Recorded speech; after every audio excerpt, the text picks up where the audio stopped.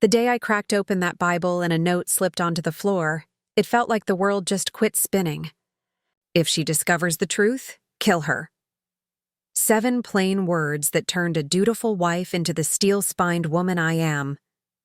Good morning, sweethearts. I'm Evelyn Parker. I'm 78, and today I'm sharing a story I've guarded in my heart for nearly 5 decades. Before we begin, please tap like, subscribe to the Granny Life Stories channel, and tell me in the comments where you're watching from. It really helps me keep these stories coming. It was 1969. I was 29, and America was wrestling with Vietnam and the civil rights movement. Still, in our quiet Virginia town, life moved slowly, like the rest of the world was far away. I'd been married 10 years to Robert, the well-liked accountant at the only bank around. Impeccable suits, polished manners. Folks called him the picture of integrity. Our place sat on a tree-lined street, a modest, cozy home with a front garden where I nursed my dahlias. We had 2 wonderful kids, Daniel, 8, a book-smart dreamer, and Emily, 6, a little artist who filled page after page with color. Back then, they called me the perfect wife. I was up before dawn, baking, packing lunches, getting the kids ready. The house smelled like fresh bread while Robert sipped coffee and read the paper the delivery boy tossed on our step. Once they left, I scrubbed, laundered, and took in sewing for select ladies in town. Mama taught me to sew, saying, "A woman needs a skill in her hands so she's never left needing." I had no idea that advice would one day save me.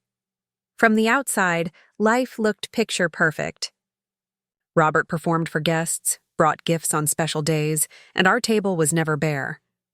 Behind the door, though, were long silences, sudden absences, and that itching sense something vital was slipping past me. He traveled for work, especially the first Thursday every month. Bank business, he'd say, vague as fog. I believed him, or wanted to. Questions weren't exactly welcome in our house. Once, when I asked for details, he went cold. "You've got a roof and food. You don't need more." Sunday, August 17, 1969, everything changed. I remember because it was my mother's birthday. God rest her. The kids were at my mother-in-law, Mrs. Louise's, for Sunday lunch. Robert left early, claiming urgent bank paperwork ahead of a big transfer the next week. I stayed home, wrestling with a brutal migraine that lit up my vision with sparks. Lying down didn't touch it. I knew Robert kept the strong pills in his office, ones he brought from New York that beat any herbal brew my mother swore by. His office was off limits. "A man needs space to think," he'd say. The door was shut but rarely locked. He never dreamed I'd enter without permission. That day, pain spoke louder than the unwritten rules. I went in for meds. The room sat dim, with a dark wood desk, a leather chair, and shelves of books I doubted he'd ever read. The air held tobacco, old paper, and that imported cologne he saved for trips. I knew the pills lived in the top drawer with pens and personal junk. As I dug, a wave of dizziness hit. I caught myself on the bookcase, jostling a row of volumes. A leather-bound family Bible, which Robert displayed but never opened, thudded to the floor. It fell open, and a small folded paper slipped free. My first instinct was to put it back. Robert would rage if he knew I'd touched his things. Still, something made me pick it up. My hands shook as I unfolded the note. The handwriting was Harris's, the bank manager and Robert's closest friend. I recognized it from his Christmas cards. The message was short and chilling. "If she discovers the truth, kill her." Ice ran through me. The headache vanished, replaced by a numb hum. My knees went weak. I dropped into his chair before I blackened out. Who was she? Me? What truth could warrant killing me? 1,000 thoughts raced by in seconds that felt endless. I slid the note back between Proverbs pages, shelved the Bible, found the pills, swallowed one with kitchen water, and stretched out on the sofa like I was resting. My mind didn't rest. When Robert came home with the kids near dusk, I'd already made my choice. No confrontation. If that note meant what I feared, pushing him could be dangerous. I'd act normal and dig quietly. That night I served dinner, listened to stories from Grandma Louise's table, and laughed at Robert's flat jokes. Outside, I was the same Evelyn. Inside, something had cracked for good. The days that followed were pure theater. Breakfast on time, kids to school, house spotless, dinner at 6. But I started watching everything. Every word, every look, every gesture. I noticed Robert locking the desk drawer, shuffling papers away when I walked in, and lowering his voice on calls when I seemed busy. Little things I'd missed now screamed. A week after the Bible, I found my first proof. While ironing for his next trip, I pulled a crumpled receipt from a jacket pocket, a jewelry store in Richmond. The amount was sky-high, nearly triple my monthly household budget. The item, an engagement ring with a solitaire diamond. It felt like a slap. Robert had never bought me anything that fancy. My wedding band was simple gold. My other pieces were hand-me-downs. Who was that ring for? In the same pocket sat a card with an address in Richmond. I memorized it and put everything back. My heart ached, but my resolve hardened. I made reasons to go to Richmond. Special fabric for sewing, a sick cousin, a birthday gift for Emily. On my third trip, I found the place, a lovely home in an upscale neighborhood, nothing like ours. I casually asked the neighbor watering her lawn who lived there. A young teacher, Marianne. Sweet girl? Expecting. Her fiancé comes every Thursday. He works out of town. Says they'll marry once he sorts things with his ex-wife. Each word stabbed. First Thursday, exactly Robert's travel day. The ex-wife would be me. I went home heavy but clear-eyed. My marriage was a sham, and I needed to learn what Robert was really doing. I kept digging quietly. I befriended Nora, the bank's new secretary, a widow fresh to town. With small talk at the market and after church, I picked up crumbs about Robert's work. We're swamped with a big transfer at month's end, she said. Your husband and Mr. Harris are staying late. I've never seen so much money. Robert had already warned me he'd make a special trip then, longer than normal. The pieces clicked into place. Robert and Harris weren't reviewing. They were plotting. The note, the ring, the Richmond house, the pregnancy, all threads in one scheme. Steal the transfer, run, and start over with Marianne and the baby, leaving me and the kids penniless. Maybe worse. Then I remembered an odd key I'd seen months back in his shaving kit. When I asked, he snapped it belonged to an old bank file and snatched it away. Now it meant something. After he left for work and the kids went to school, I searched. Not in the locked drawer, not in his suit pockets, not in the document box. Finally, I found a fake book safe on the shelf. Funnily enough, a book on business ethics. The key opened a metal box buried in the closet behind luggage. Inside, steamship tickets to Argentina for Robert Miller and Marianne Blake, phony IDs, and a stack of love letters from Marianne about our future and the baby who'll complete us. The latest, dated 2 weeks ago, read, My love, just 2 weeks until we're together for good. The crib is up. I can't wait to start our real life, far from that stifling town and that woman who never deserved you. Be careful with the final details. As Harris says, if she finds out early, you know what to do. It'll all work out. Soon we'll be the family we dreamed of. All my love, Marianne. Tears blurred the page. 10 years married, 2 children, thousands of dinners, countless sleepless nights with sick kids, all treated like trash. Worse, if I found out, I might be handled. On that bedroom floor, evidence in my hands, I made a choice that would rewrite my life. I wouldn't be a victim. I wouldn't be erased. I would use what I'd learned to secure my children's future, and mine. I put everything back exactly where it was, locked the box, returned it to its hideaway, and slid the key into the fake book again. No trace I'd seen a thing. 2 weeks until the heist. 2 weeks to build my own plan. That evening, as I stirred supper and smiled at Robert like nothing had shifted, I already knew my next move. Looking back, that migraine was a blessing in disguise. If I hadn't stepped into that office, if the Bible hadn't fallen, if that note hadn't slid out, I would have ended up with a very different story. What about you, dears? Have you ever had a small accident reveal a huge truth? Tell me in the comments. I love reading what you share. After learning the full truth, I lay awake all night. The kids slept soundly. No idea our world was about to crash. Robert snored beside me, the heavy, guiltless sleep of a man who feels untouchable. I stared at the ceiling, moonlight sliding through the window, and mapped every step for the days ahead. I had exactly 2 weeks until the big bank transfer they planned to steal. 2 weeks before Robert bolted with Marianne. 2 weeks to protect my life and my children. At dawn, I started executing my plan. First, cash of my own. I couldn't rely on household money Robert tightly controlled. Thankfully, I'd quietly saved my sewing income. It wasn't much, but it would cover the first moves. Women in my day usually didn't have bank accounts. I told my wealthiest client, Mrs. Delaney, a rancher's widow, as I fitted her niece's wedding dress. Robert says we don't need that. He handles everything. Nonsense, Evelyn, she snapped. Every woman needs her own money. I'll take you to a manager in Richmond tomorrow. Harris and your husband will never know. That's how I opened my first account at a different bank in a different city. I deposited everything I'd saved over 5 years. It felt small for a restart, but it was a start.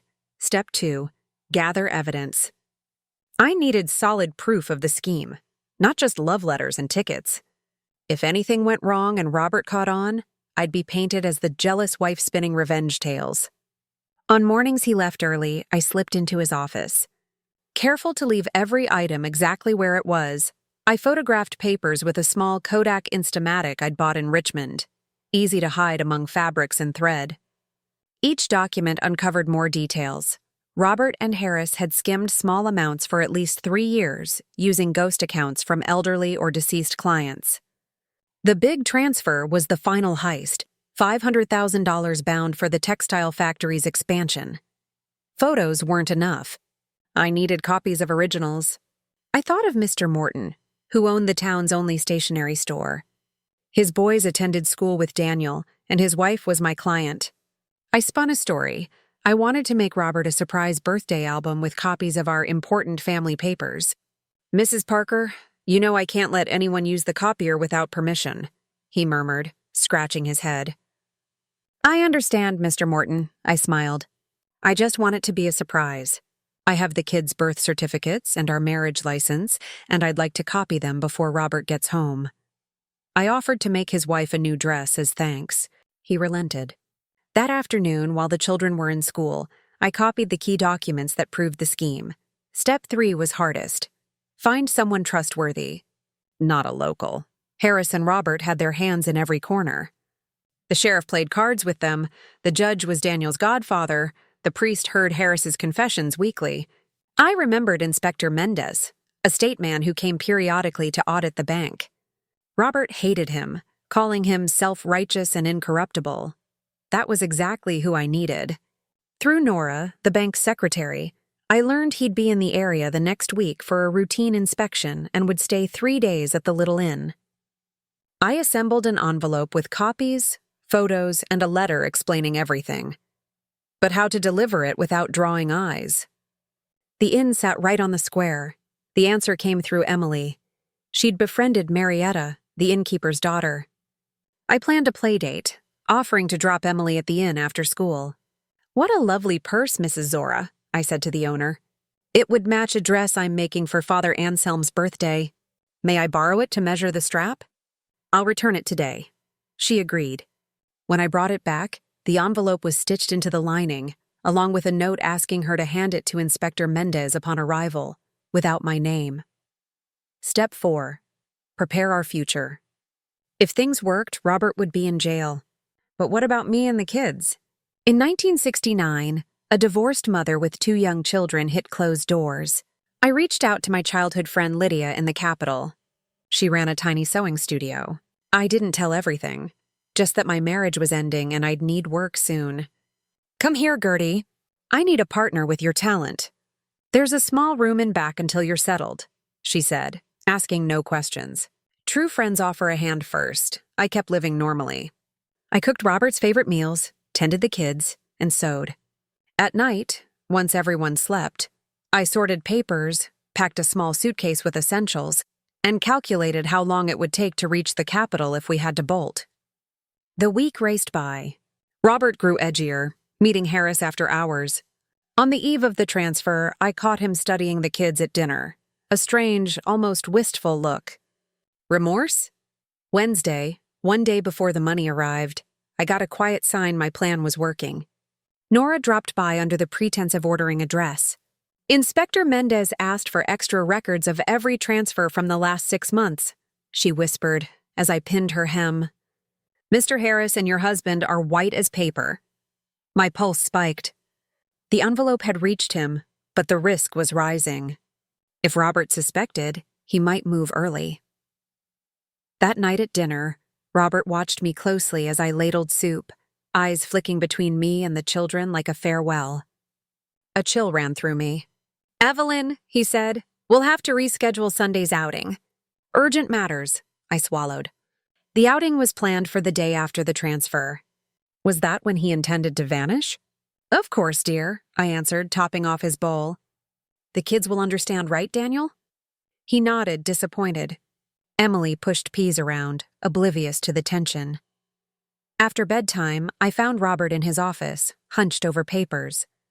The door was ajar, odd for him. A trap? Robert, I said softly. I need money for fabric tomorrow. Mrs. Delaney wants a new dress for her nephew's wedding. He looked up, and for a second I saw something new. Fear. Of course, he said, pulling out bills. More than I asked, far more. Buy something nice for yourself. I thanked him, heart pounding. Robert was never generous without a reason. Guilt? Goodbye? Back in our room, I sat at the vanity and brushed my long dark hair. Not a gray at 29. In the mirror, I saw a woman whose face looked the same, but whose eyes held hard-won steel. When Robert finally slept, I slipped into the kids' room, tucked Daniel's blanket, brushed Emily's hair off her cheek. Silent tears fell. Whatever happened tomorrow, they would have a life built on truth, not lies. Back in bed, I stared at the clock. Each tick and tock counted down time for Robert, for his plan, and for the life I once knew. Morning broke clear and blue. Transfer day. I dressed the children, made breakfast. Robert kept checking his watch. I'll be late tonight, he announced, avoiding my eyes. Don't wait for me. Trouble at the bank? I asked lightly, pouring coffee. He paused. No, just bureaucracy. You know how it is.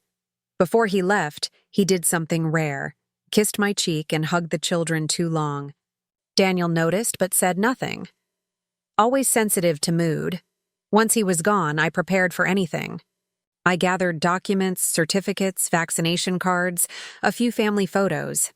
I hid cash around the house in case we had to run. I packed 2 small bundles of clothes and slid them under the bed. The day dragged. I dropped the kids at school, shopped the market, finished a dress for the pharmacist's wife. Ordinary chores while a volcano rumbled inside me. By afternoon, Nora popped by to try on her dress. State police are at the bank, she whispered as I pinned her hem. They arrived with the transfer. Inspector Mendez is there. Mr. Harris is locked in a room with 3 suits.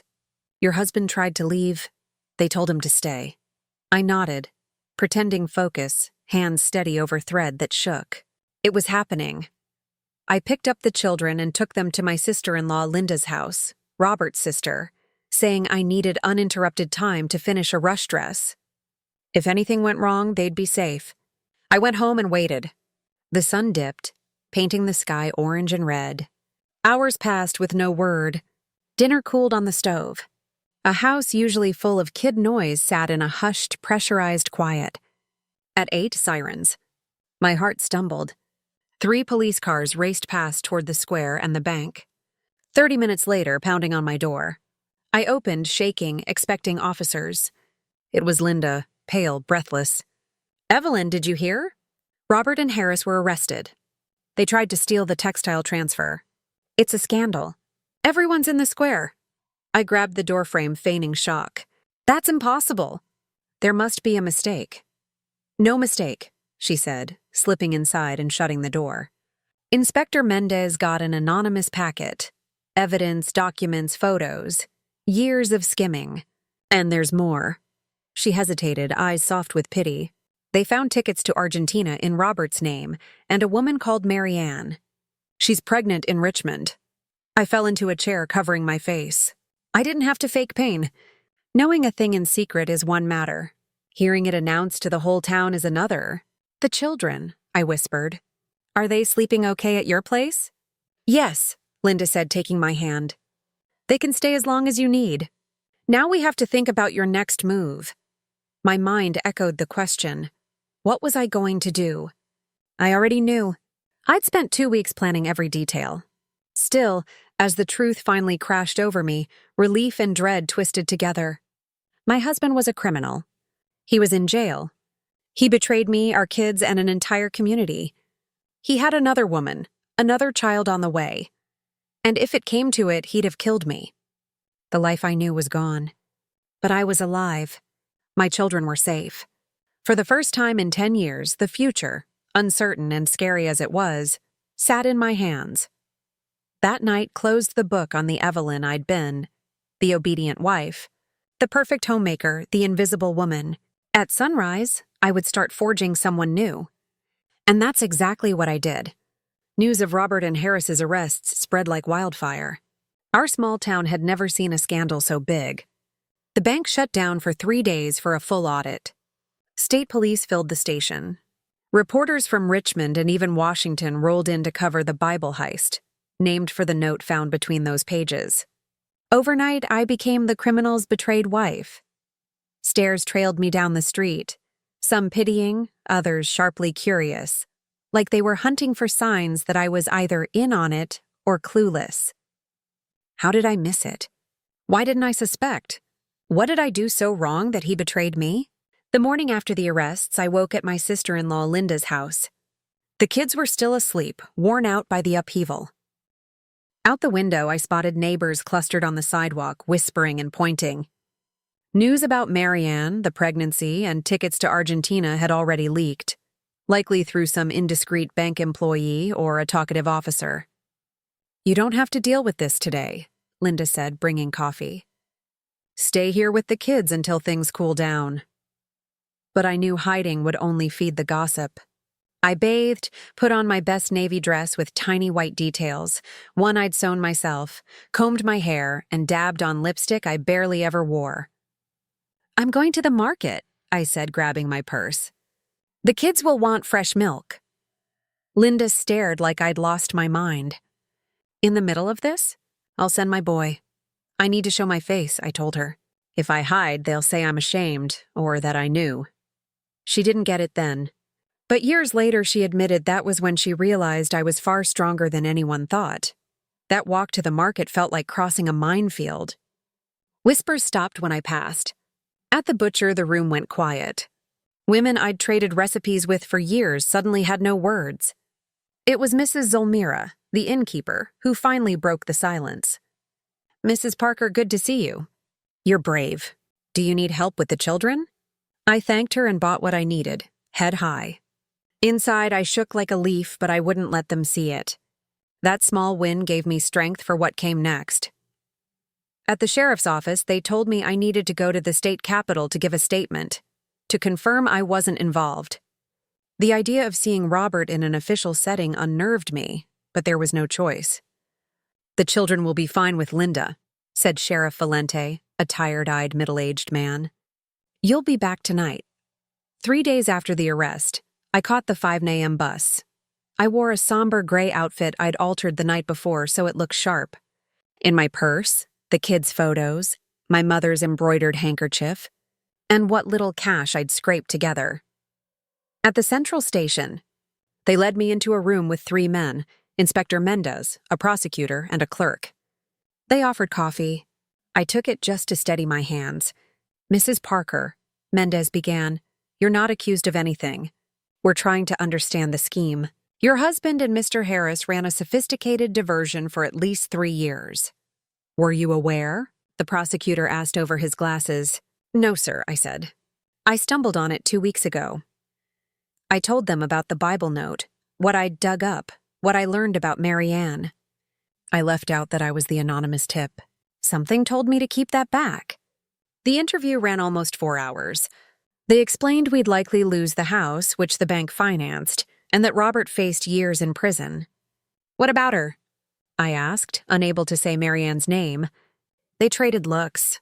Ms. Marianne Blake denies involvement, says she thought the relationship was legitimate, that he was getting divorced. She's 7 months pregnant. Unless evidence ties her in, she won't be charged. My chest tightened, not with jealousy, but a strange solidarity. Maybe she was deceived too. Before I left, Mendez pulled me aside. "Mrs. Parker, we received an anonymous packet 2 weeks ago. Documents, photos, the works. Was that you?" I met his eyes without confirming. "Whoever it was saved the transfer and protected innocent people. Maybe you." He handed me a card. "If you need anything, call. You've shown real courage." That night, riding home as the landscape darkened, I knew a chapter had closed. I promised myself my children wouldn't pay for their father's choices. They would have a life of love and honesty. The days blurred. An official notice ordered us to vacate the house in 30 days. The bank would reclaim it to offset losses. I broke the news gently to the kids, that their dad had done something wrong and would be gone a long time. "Doesn't he love us?" Emily asked, eyes wide with tears. "This isn't about his love for you," I said, holding her. "Sometimes adults make serious mistakes and face the consequences. But I'm here, always." Daniel, older and tender-hearted, asked if he could visit his father. I promised when it was allowed and safe. That promise cost me more than he'll ever know. The town hummed with scandal. Some friends backed away, afraid of being linked to a thief's family. Others stepped closer, offering meals, kids' clothes, small sewing jobs. In those dark days, I learned who my real friends were. Lydia, my friend in the capital, confirmed we could use the little room behind her studio. I planned our move, sold what furniture was truly mine, packed memories, and decided what would come with us. A week after the arrest, an unexpected letter arrived, from Marianne. On perfumed paper and delicate script, she asked forgiveness for the hurt, swearing she knew nothing about the crime or that we'd be abandoned. "He told me your marriage ended years ago, that you stayed for appearances," she wrote. I believed what I wanted to believe. Now I'm carrying a child whose father is in prison. She didn't ask for friendship, only that I know she felt deceived too. I folded the letter and put it away. I didn't answer. There was nothing to say. But her words planted a seed that would bloom years later. Moving day came. I dressed the children in their best, loaded our few bags into a cab, and took one last look at the house where I'd spent 10 years. No sadness, just a thin relief. Those walls held more lies than truths. At the bus station, familiar faces came to say goodbye. Linda hugged the kids tight, promising vacation visits. Mrs. Delaney slipped me an envelope. "A small loan," she whispered. "Start your business. Pay me when you can." The 4-hour ride to the capital felt like another planet. Daniel watched the buildings grow taller. Emily slept in my lap. I studied my reflection in the window. A 29-year-old woman, legally separate, no home, 2 kids, and an unknown future. Oddly, I didn't feel afraid. For the first time in years, I could breathe. Lydia met us at the station, her wide, warm smile cutting through the fog. She hugged me long, then knelt to greet the kids. "Welcome to your new life," she said. The little room behind her studio was smaller than I'd imagined. One double bed for the 3 of us. A tiny table, 2 chairs, a short wardrobe. We shared a bathroom with the studio, but it was clean, sunlit, and Lydia had set fresh flowers in a bright vase. "It's temporary," she promised, helping us unpack. "You'll have your own place soon." That first night, after the kids finally collapsed, I sat on the back stoop. The capital's sky was different. Fewer stars, more city glow, a constant hum of cars. Strange, yet I felt a quiet peace. Under that unknown sky, I swore to turn our tragedy into triumph. Not the thief's abandoned wife, but Evelyn Parker, seamstress, mother, independent woman, someone who found a threatening note and used it as the spark for her freedom. Those first months were brutal. I worked days at Lydia's studio doing alterations. Nights I drafted my own designs. Daniel and Emily started at the public school, a big shift from our small-town classrooms. Money was counted to the penny. Plenty of nights I cried quietly after they slept, exhausted, worried, haunted. But at sunup, I washed my face, touched lipstick to my mouth, and got on with it. Robert was sentenced to 8 years. Harris got more as the mastermind. When the verdicts hit the papers, I showed the kids, not to stoke anger, but to teach that choices have consequences. "Can we visit him?" Daniel asked. "When we can and it's safe," I said. "He's still your father." The first visit was rough. Seeing Robert thin and worn in uniform made Emily cry through the whole hour. Daniel stayed quiet, studying him, trying to square this man with his memories. "You okay?" Robert asked, dodging my eyes. "We're starting over," I said. "The kids miss you."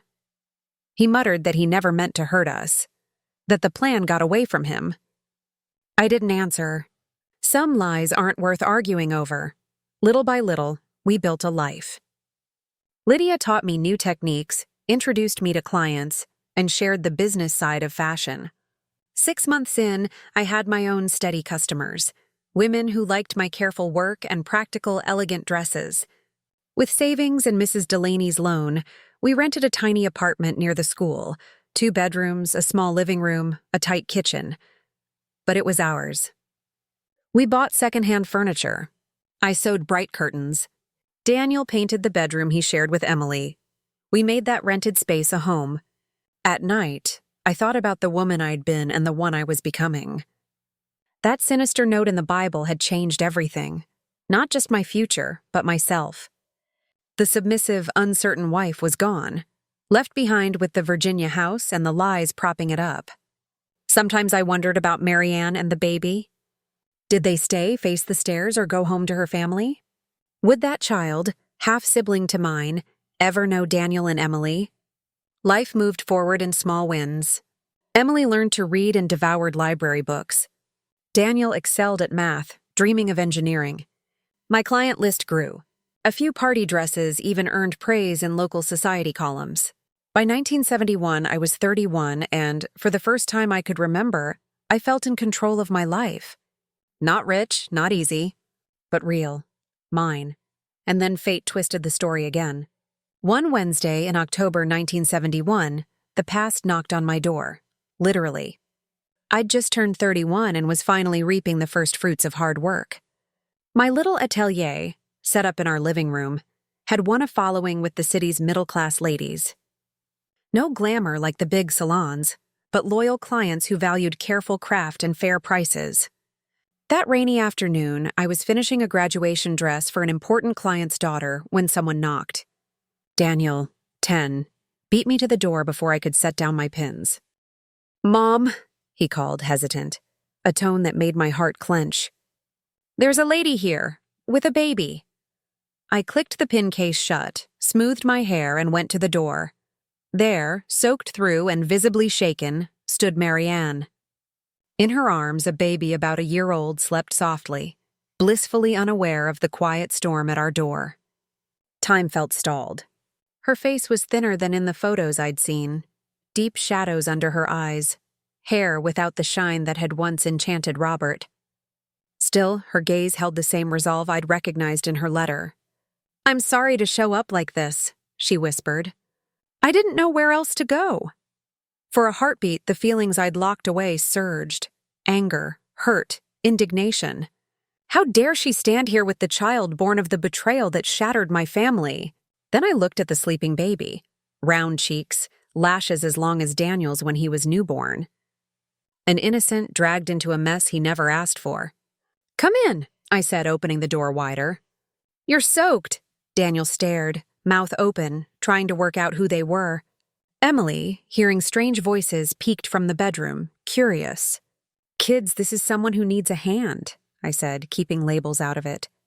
"Daniel, grab a clean towel from the closet. Emily, put water on for tea."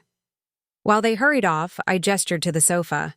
Marianne sat on the edge, as if afraid to take up space, holding the baby tight. "A boy?" I asked gently as Daniel returned with the towel.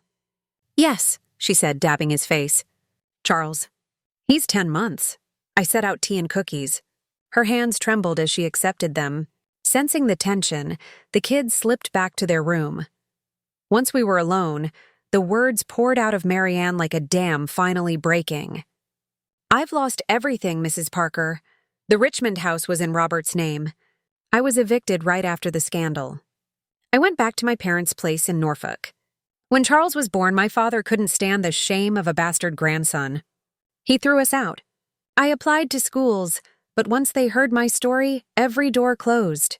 She sipped tea, rallying. "Robert wrote that he'd come for us after prison, said we'd be together, he'd make it right. I believed him. Last week I got this." From her wet purse, she pulled a crumpled envelope, handed me a short, cold note in the handwriting I knew too well. "Marianne, things have changed. When I get out, I have to start over. I can't support you and the boy. It's best we go our separate ways. Take care, Robert." I handed it back without comment. It was the same pattern. Use people, discard them when they're no longer useful. "I have nowhere left to go," she said, tears finally spilling. "I'm sleeping in cheap inns. Money's almost gone. I heard you opened a studio, rebuilt your life. I'm not asking for charity. I'm asking for work. I can clean, greet clients, anything. I just need a start so I can care for my son." I studied this young, desperate woman, then looked at the sleeping boy. He had Daniel's chin, the same brow. Whether I liked it or not, he was my children's half-brother. What right did I have to judge her? She had been deceived and discarded too. The only difference was I'd seen the truth soon enough to plan an escape. She was caught empty-handed, with a baby and promises that turned to dust. "Do you have any sewing experience?" I asked at last. She shook her head. "No, but I learn fast. I taught elementary school. I'm good with details. Organized." I breathed deep, knowing the choice I made now would change more lives than just mine. "There's a small room out back," I said, nodding toward the little storage annex. "It's not much, but you can fit a mattress and a crib. For work, I need someone to handle clients and the books while I sew. The pay won't be great at first, but it includes the room and meals."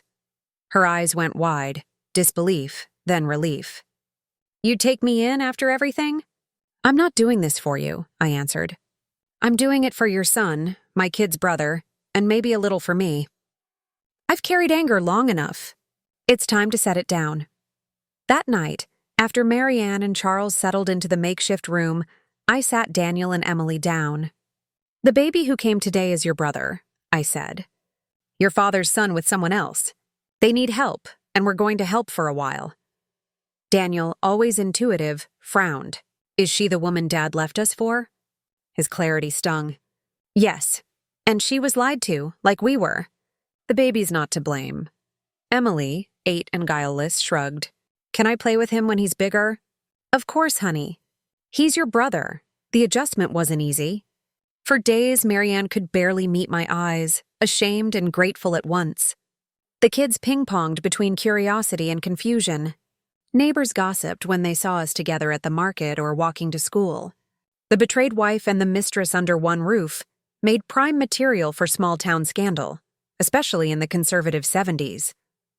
But routine found us. Marianne had a knack for order.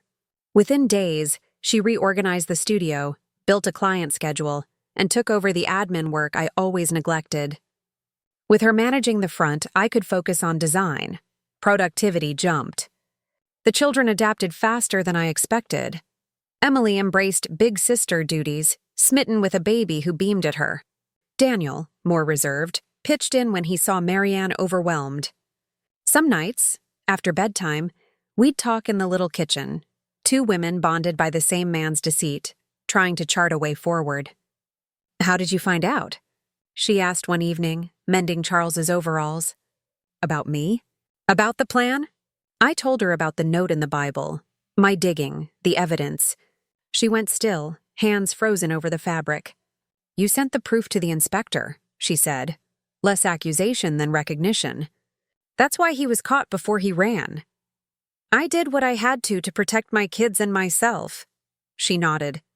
"I'd have done the same." Another night, while we took turns cooling Charles's fever, she told me how it started. My first year teaching, he came to speak on kids' financial literacy. Charming, attentive. He said he was separated, kept up appearances in the small town because of the bank. I believed every word. I understood. I'd lived with him 10 years and missed it myself until that note fell from scripture. Months passed, and something unexpected happened. We became an unconventional family. We shared chores, meals, small joys, everyday worries. Marianne turned out to be a natural storyteller, captivating all 3 kids before bed. I taught her sewing, surprised how quickly she picked up tricky techniques. The studio thrived. With her running operations, I took on more orders, wedding gowns that paid well. By late 1972, we moved to a larger place, 3 bedrooms in the same neighborhood, and a big living room we converted into a proper studio. That's when the past knocked again. I was alone finishing a dress when the intercom buzzed. "Mrs. Parker," the doorman said, "there's a gentleman named Harris here to see you." Harris? The former bank manager, Robert's partner in their scheme, author of the note that upended my life. I hesitated, then said, "Send him up." The man who stepped in was a ghost of the Harris I remembered. No sharp suit, no polished hair.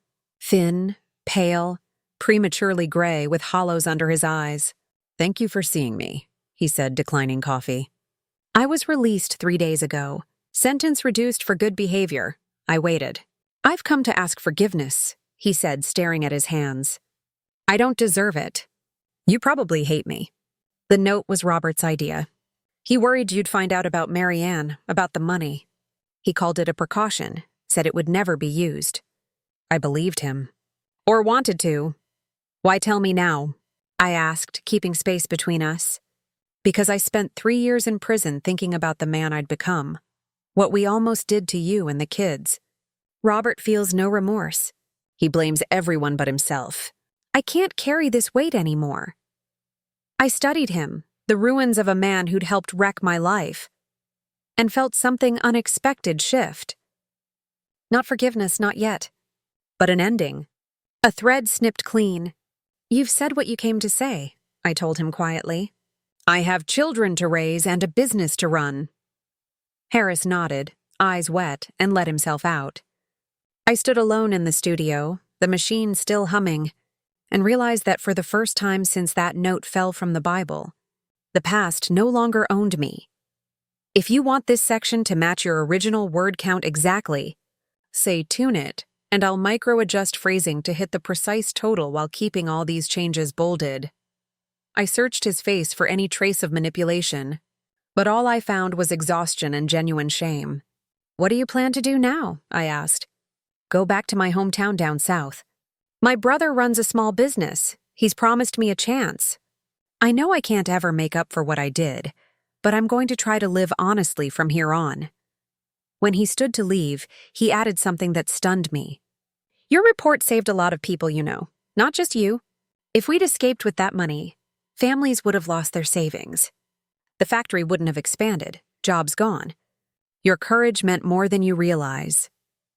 After he left, I stood at the window a long time, watching the street below. Harris's visit stirred memories I'd tried to bury, but it also brought a strange sense of closure. The man who'd once penned those threatening words was repentant, seeking redemption. It didn't erase the past, but somehow it made the present lighter. When Marianne came back from school with the kids, I said nothing about the visit. Some bridges to the past are better left crossed once. 1973 brought new tests and opportunities. Daniel, now 12, kept shining at school, especially in science and math. Emily, 10, showed a gift for drawing. Her sketches began inspiring my designs. Charles, almost 3, was a happy, curious little boy who called me Aunt Gertie and Marianne Mom, not yet grasping our complicated truth. That year, we made a decision that would change our lives. An influential client, who owned a fine the fabric store, offered me a partnership in a new venture, a downtown boutique focused on custom clothes for special occasions. "You have the talent. I have capital and contacts," she said. "We can turn your home studio into a real business, storefront and all." Tempting and scary, More money, more responsibility, more attention. I need to talk to my partner, I told her, the term we used for Marianne to keep things simple. That night after the kids were asleep, I laid out the proposal at our small kitchen table. It's risky, Marianne warned, ever cautious with finances after what we'd lived through. But it's also the chance we've waited for. If it works, we can get the kids a better education, maybe even buy a house. We talked late, weighing pros and cons, scribbling numbers, daring to dream. We said yes. The home studio had carried us through the hard days, but it was time to grow. Confections by Gertrude, I suggested. Maybe something more modern, Marianne grinned. Atelier Nouveau, or something. We laughed. Two women wrecked by the same storm, now rebuilding together. Next day, I told our client we accepted. She smiled. I knew you would. I've already reserved that vacant spot on Madison Avenue. Needs work, but it's got potential. 3 frantic months later, we turned an empty shell into an elegant boutique. Marianne proved a natural at decor, crafting a refined space on a shoestring. We hired 2 seamstresses for basics, while I focused on signature pieces, our calling card. Opening night was a small local event, cheap champagne, borrowed glasses, appetizers from our own kitchen. Daniel, solemn in his best clothes, greeted guests. Emily handed out little scented sachets we'd made. Charles charmed everyone with that easy smile. I took it all in, our beautiful space, healthy kids, Marianne orchestrating like a pro, and had to lean on the counter as gratitude washed over me. 4 years earlier, I'd found a threat hidden in my husband's Bible and thought my life was over. I couldn't have been more wrong. It was just beginning. The note meant to doom me became my safe passage to freedom. The woman who should have been my rival became my closest ally. The tragedy that should have broken me rebuilt me, stronger, wiser, happier. Our brand, Atelier Gertrude, yes, I partly embraced Marianne's modern idea, flourished beyond expectation. From 1973 to 1975, we moved from a small Madison Avenue space to a grander store with a wide front on Park Avenue. What began as a custom atelier became a go-to for special occasion fashion. In 1975, one of my wedding gowns was photographed for a women's magazine. I, Evelyn, once the thief's wife, saw my work on glossy pages, captioned Elegance, signed by Gertrude. Marianne was not only a stellar administrator, but a business visionary. Her idea, add a small ready-to-wear line, more affordable, but true to our quality. We launched Young Gertrude, inspired by Emily's sketches, now a teen with real talent. Our odd partnership, betrayed wife and ex-mistress, became a whispered topic in social circles. Some sneered, others admired how we put the kids and future first. Most people were too busy with their own lives to care. The children thrived. At 14, Daniel was serious and studious, drawn to engineering. Emily, 12, carried a sketchbook everywhere. Charles, 5, was sunny and social, doted on by everyone at the studio. We lived in a spacious house in Georgetown, with a garden for the kids, and a back studio where I worked in quiet. 2 housekeepers helped with home and children, a luxury unthinkable years earlier. Life finally felt steady, like a boat finding calm after a storm. Until one June afternoon in 1976, when the past walked in again. I was pinning a graduation dress when our receptionist peeked in. Mrs. Parker, a man is here to see you. He says he's Mr. Robert Miller. The pin slipped and pricked my skin. Robert. Out after 7 years. I knew it would happen, but I was never ready. Tell him I'm busy, I said, reflex. Then I looked at my client, 18, whole life ahead, and thought about who I'd become. Not that frightened wife, a businesswoman, a mother, a woman who rebuilt from ashes. No, ask him to wait. I'll be 15 minutes. I finished the fitting with steady hands, then went to reception. Robert sat rigid in an elegant chair, out of place in that feminine, polished room. Prison had aged him. His once black hair was white, a plain, dated suit. Our eyes met, and for a second I was back in the kitchen in '69, making breakfast for a man planning to abandon me, or worse. "Evelyn," he said, standing. "Robert," I answered, calm. "Let's talk in my office." We walked through the studio. I felt curious eyes. Many new pieces of my story. Seeing the infamous ex was like a legend come to life. My office looked like me, organized, elegant, unflashy. Teresa's drawings on the walls, a big table for sketches and contracts. "You've built something impressive," he said. "What do you want, Robert?" I asked, pointing to a chair as I sat behind the desk. The power dynamic had flipped. "To see my children," he said, eyes on a photo of Daniel and Emily. "I was released a week ago. I'm in a boarding house nearby. Daniel's 15, Emily's 13. They're not the kids you left." "I know," he said, rubbing his hands. "You sent letters and photos. Thank you for keeping that connection." I nodded. Despite everything, I kept my promise.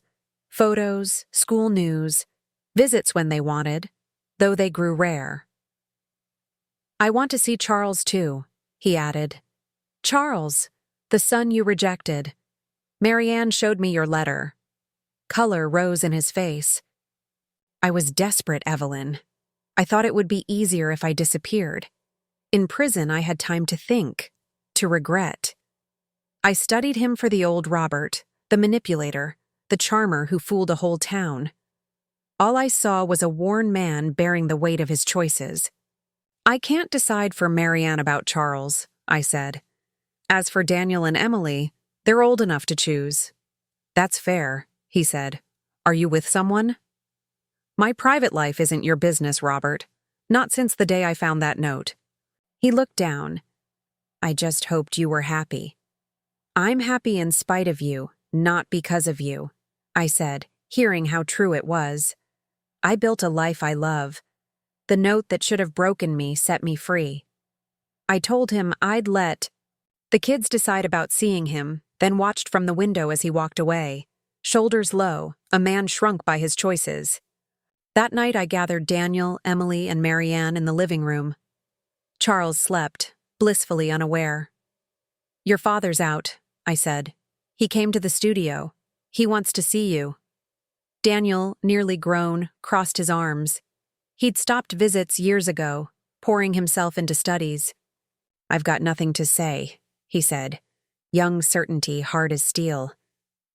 Emily, more tender, bit her lip. "Did he ask for me?" "He asked for both of you," I told her. "It's your choice. I won't push." Marianne said nothing, but her hands tightened. Just his name still shook her even after years. "He wants to see Charles too," I added, meeting her eyes. They widened. "After that letter? Why now?" "He says he's sorry. Prison made him think." Silence settled. "I'll meet him," Emily said at last. "For me. I need answers." Daniel shook his head. "I'm not ready." Marianne stared at Charles's photo. "If he truly wants to know his son, I won't deny it. But on my terms, with clear boundaries." In the days that followed, home felt like a minefield. Emily met Robert at a nearby cafe, 2 hours that left her spent yet lighter. "He cried over my drawings," she told me. "Said he always knew I'd be an artist. I'm not angry anymore, just sad for what could have been." Daniel kept his distance, pouring everything into science projects and plans for engineering at the top school in the country. The toughest meeting was Marianne's with Charles and Robert, in a public park, as she insisted. I didn't go. Later, over tea on the porch, she told me how Charles, not knowing who he was, showed Robert his favorite toy car. "He kept saying Charles looks like Daniel did," she said, voice shaking. "He asked forgiveness. Said that letter was written in panic. He offered money for school. Did you take it? I asked, knowing her pride. No, she said. We don't need charity. You and I built something solid. Charles has what he needs. But I agreed he can see him sometimes, if Charles wants. In the weeks after, Robert hovered at the edges of our lives. Sundays he'd take Emily to lunch, or Charles to the zoo. Daniel held firm, though I suspected he listened closely to Emily's stories. As for me, I kept a polite distance. No anger, no fear, just the clarity that our paths split for good back in '69 when that note fell from the Bible. Life rolled on. Our boutique thrived, adding a second store in a new shopping mall. In 1978, I was invited to show a small collection at the first iteration of what decades later became New York Fashion Week. Daniel graduated with honors and headed to MIT. Emily chose RISD, leaning into fashion to work beside me. Charles, raised around creativity and enterprise, showed a head for business. Robert found accounting work at a small firm, living modestly, his old luxury gone. At the kids' big moments, graduations, recitals, competitions, we kept a courteous distance, bound by the 3 young people we raised. In 1980, almost 11 years after that awful note, the circle closed. I was hand-finishing a wedding dress when my assistant popped in. Mrs. Parker, a couple is here to see you about an exclusive gown. I smoothed my now graying hair and stepped into reception. There, hand in hand, stood Harris, the ex-bank manager, author of the note, and a woman his age with a shy smile. Harris, I said, surprised. We hadn't met since his post-prison visit. Mrs. Parker, he said, nervous. This is Helena, my fiancé. We're getting married next month. Simple ceremony. When we asked around for a dressmaker, your name kept coming up. I didn't know if I'd be welcome. Helena squeezed his hand. He told me everything, his past, his connection to you, she said. It's a lot to ask, but I'd be honored if you'd make my dress. I looked at the man who'd once written, if she discovers the truth, kill her, and at the woman who chose him despite that past. The irony was sharp. Years ago I'd have refused, righteously hurt, but the woman I am now understood second chances, new beginnings, how tragedy can become triumph. Come with me, Helena, I said, leading her to the fitting room. Tell me what you dream of for your day. In the years that followed, our story kept unfolding in ways I never could have predicted. That afternoon in 1969 rewrote everything. Daniel became an engineer and launched his own construction firm. Emily joined me as creative partner, bringing fresh air to my classic lines. With support from both Marianne and Robert, Charles studied business and eventually took over operations of what Marianne and I built. She and I never parted, partners in work and family. What began as temporary became a lifetime bond. Mutual respect, deep understanding, shared love for the 3 kids we raised. Plenty didn't get our dynamic. We stopped caring long ago. Robert died in 1995 of a sudden heart attack. We were all there. Daniel, Emily, Charles, me. Marianne, not for romance lost, but to honor the man who, despite his failings, had bound our lives together. Today, at 78, I look back and see how a simple note hidden in a Bible rerouted my life. What should have been a death sentence became the spark for a full, authentic life. I have 6 wonderful grandchildren. The boutique grew into a respected national brand. I retired a few years ago, leaving it to Emily and Charles. Marianne and I still share a home. 2 elder ladies who lived so much together were nearly sisters. Sometimes at Sunday lunch, kids, grandkids, Marianne, I think of that frightened 29-year-old reading a threat with no idea how to go on. I wish I could whisper, "Courage, Evelyn. What feels like the end is the start of something extraordinary. The storm is brutal, but what you build after will be stronger and more beautiful than you can imagine." That's what I want to leave you with today. My dears, whatever storm you're in, it can be a beginning, not an end. Sometimes things must break so we can build something better. Thank you for walking with me through these memories. If this story moved you, please share it with someone who needs hope, and subscribe to the Granny Life Stories channel for more stories of overcoming. Tell me in the comments if a great difficulty ever turned into a blessing in your life. A warm hug from this grandma who learned it's not events that define us, but how we choose to answer them. Until next time.